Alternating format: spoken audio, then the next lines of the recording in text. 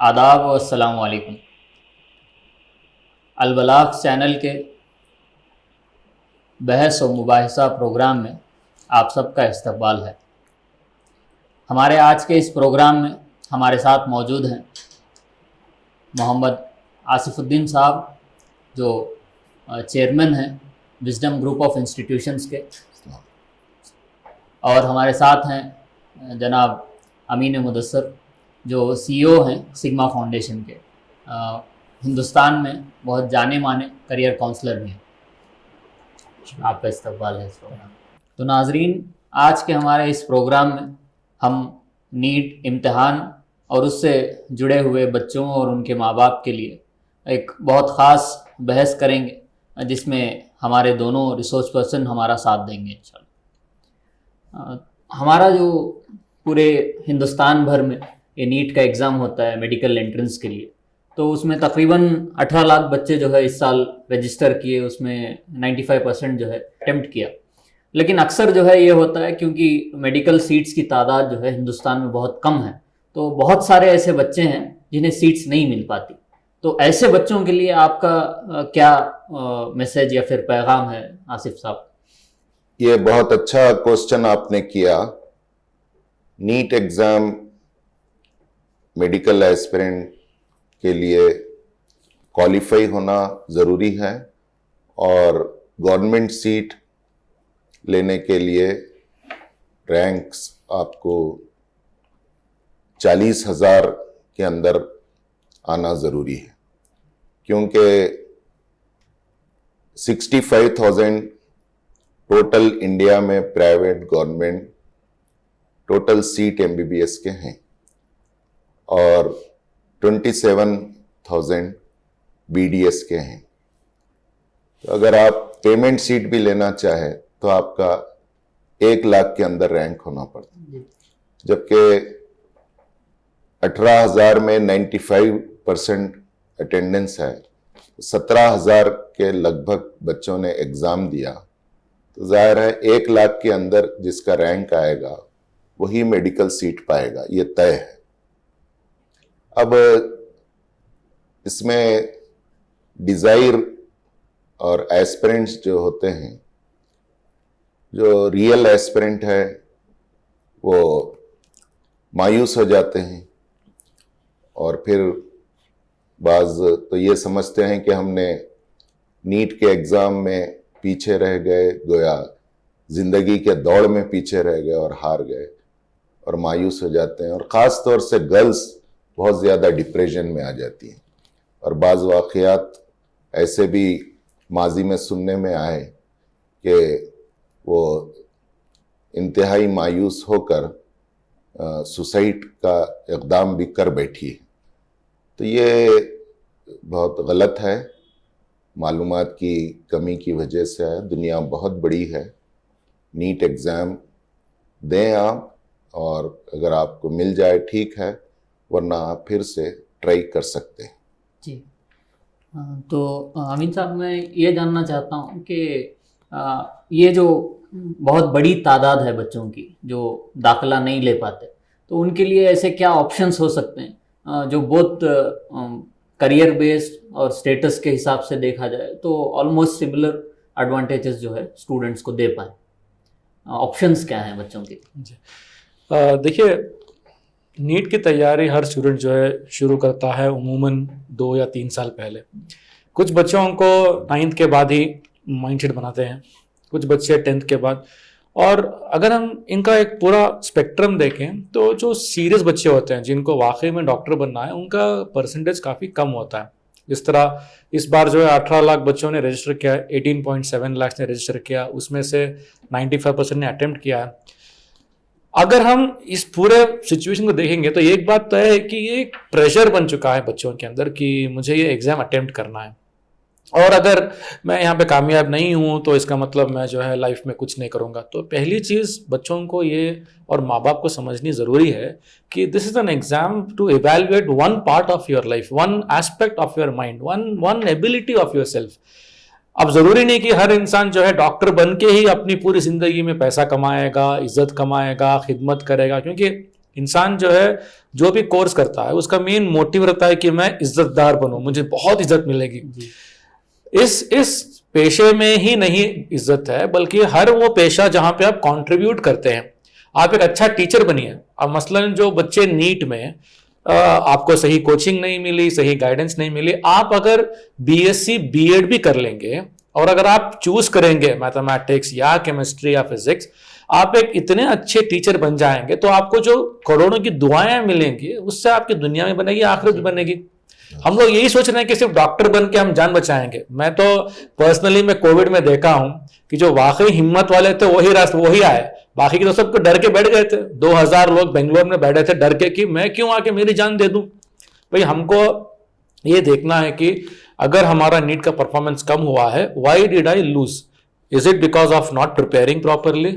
Is it because I am naturally not good at that? तो अगर इसका answer आपको मिल जाएगा तो आपके लिए काफी सारे ऑप्शन है। आप नर्सिंग कीजिए। आज अमेरिका में सबसे हाईएस्ट टॉप 10 जॉब्स में अगर आप ढूंढेंगे तो मेल नर्स का जॉब है। एक मेल नर्स, फर्ज कीजिए कि जो लड़के इस प्रोग्राम को देख रहे हैं, मैं तो उनसे यही रिक्वेस्ट करता हूं, भाई इस चक्कर में मत पड़ो कि खानदान वाले क्या बोलेंगे। खानदान वाले हो, सोसाइटी वाले हो, सिर्फ इन्ना लिल्लाही व इन्ना इलैहि राजिऊन बोलेंगे। वो तो आपके पैसों को ही देखेंगे ना, वो तो आपका ग्रोथ देखेंगे। तो अगर आप नर्सिंग करके, बीएससी नर्सिंग करके, एमएससी नर्सिंग करके आप अमेरिका गए तो आपको वहां भी अच्छा स्टेटस मिलेगा। इसी तरीके से फिजियोथेरेपी है। आज इंडिया में 5 बीमारियां हैं: diabetes, orthopaedic, cardiac, mental health and kidney problems. अब ऑर्थोपेडिक प्रॉब्लम्स का सबसे पहला जो होता है वो है फिजियोथेरेपिस्ट को रेफर करना। तो लेडीज, स्पेशली गर्ल्स से मेरी गुजारिश है कि अगर आप मेडिकल, हाँ ये बात मैं वाज़ेह कर दूं, एम कभी भी होना नहीं चाहिए कि आप डॉक्टर बनेंगे। एम होना चाहिए कि मेडिकल प्रोफेशन में रहेंगे और वो काम करेंगे जिससे आप सबसे बेस्ट माने जाएंगे उस प्रोफेशन में। तो मान लीजिए आप एक अच्छे फिजियो बन गए, तो आज एक फिजियोथेरेपिस्ट है, मैं उनका नाम नहीं ले सकता, वो इंडिया की वाहिद ऐसी थेरेपिस्ट हैं जो टेल बोन का प्रॉब्लम को सॉल्व करती हैं औरतों के लिए। और उनका डिमांड इतना है कि उनका अपॉइंटमेंट लेने आपको 8-10 दिन वेट करना पड़ता है।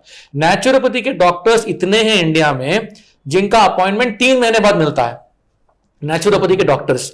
सो मेरी अपील बच्चों से यही है कि आप असेस करें कि आपका स्कोर क्यों कम हुआ, whether it is lack of preparation. अगर प्रिपरेशन के जरिए आपको बेटर करने का मौका दिख रहा है तो अपने आप को आंसर कीजिए, बिकॉज आपने तैयारी की है, आपके वालिदैन ने फीस भरा है, लेकिन बैठ के रात के 12 बजे 3 बजे उठ के कौन पढ़ा? If you are not getting the concepts then except, इंशाल्लाह you can get more success in pharmacy. अभी फार्मेसी काउंसिल ऑफ इंडिया ने जो है कहा है कि क्लिनिकल फार्मासिस्ट को हम जो है ज्यादा बढ़ावा देंगे।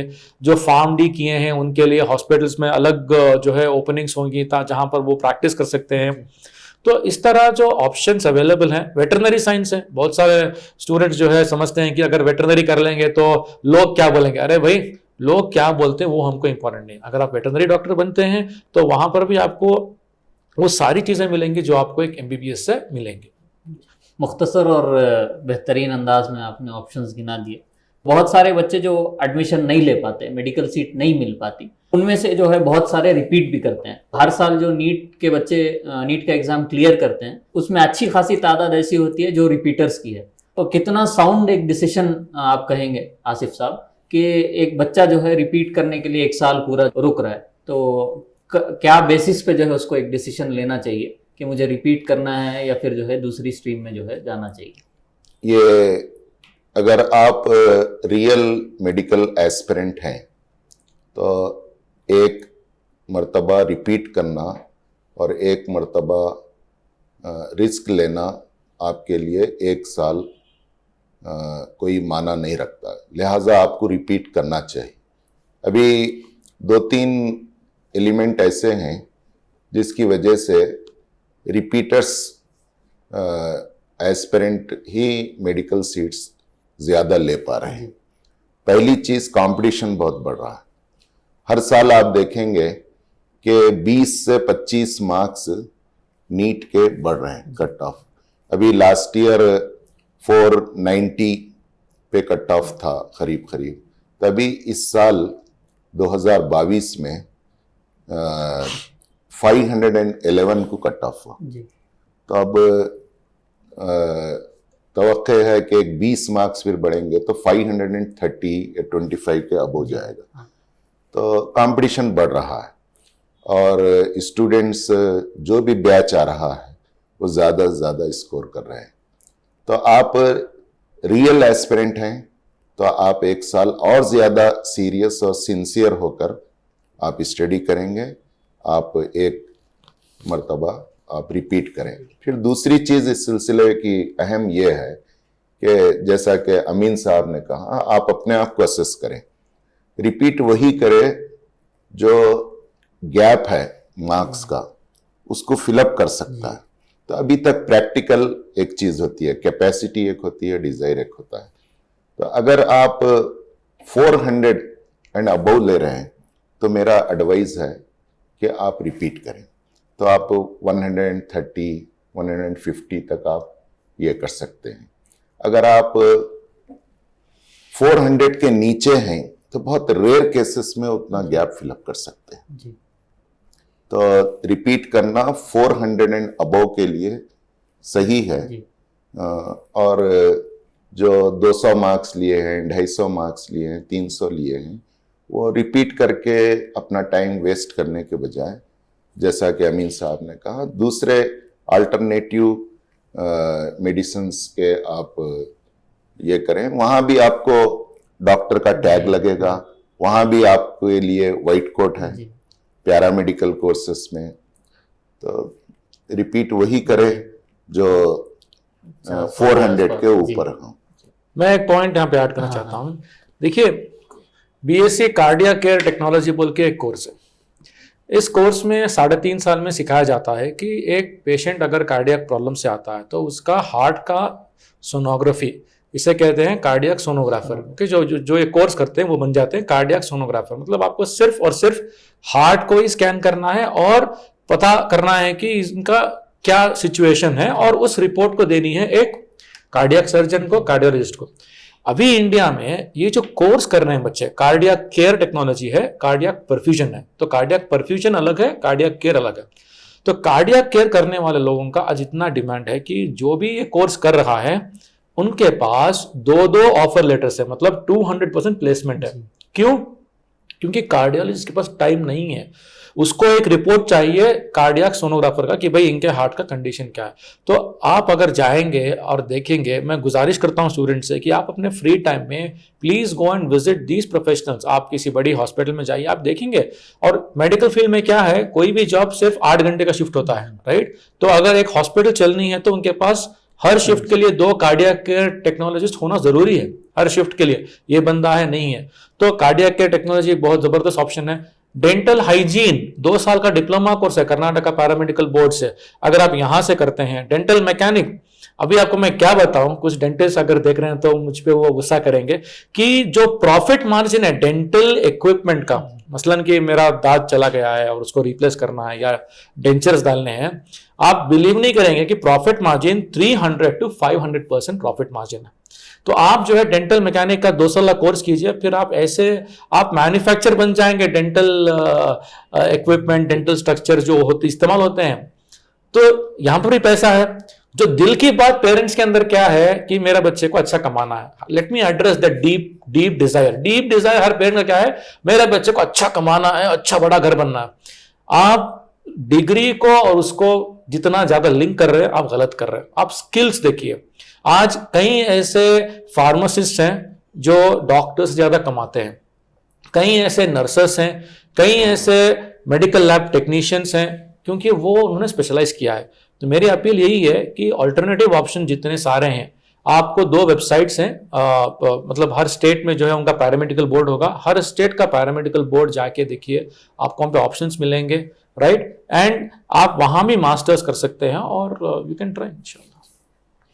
और एक चीज़ आपसे ख़ास ये जाननी थी कि बहुत सारे बच्चे जो रिपीट करते हैं एग्ज़ाम, वो एक ऑप्शन की तरह ले लेते हैं, 1 साल बैठेंगे या 2 साल बैठेंगे, पढ़ने के बाद हम रिपीट करेंगे। तो वो एक साइकोलॉजिकल स्टेज है जिसमें बहुत ज़्यादा प्रेशर है घर वालों से, सोसाइटी वालों से। तो वैसे प्रेशर्स को जो है एक तालिब इल्म कैसे हैंडल करे? Ji Amin sahab. See when you are preparing for a competitive exam, आपका माइंडसेट जो है बहुत इंपॉर्टेंट है। माइंडसेट में दो टाइप के माइंडसेट होते हैं। एक होता है fixed mindset, I can not do it, it is impossible.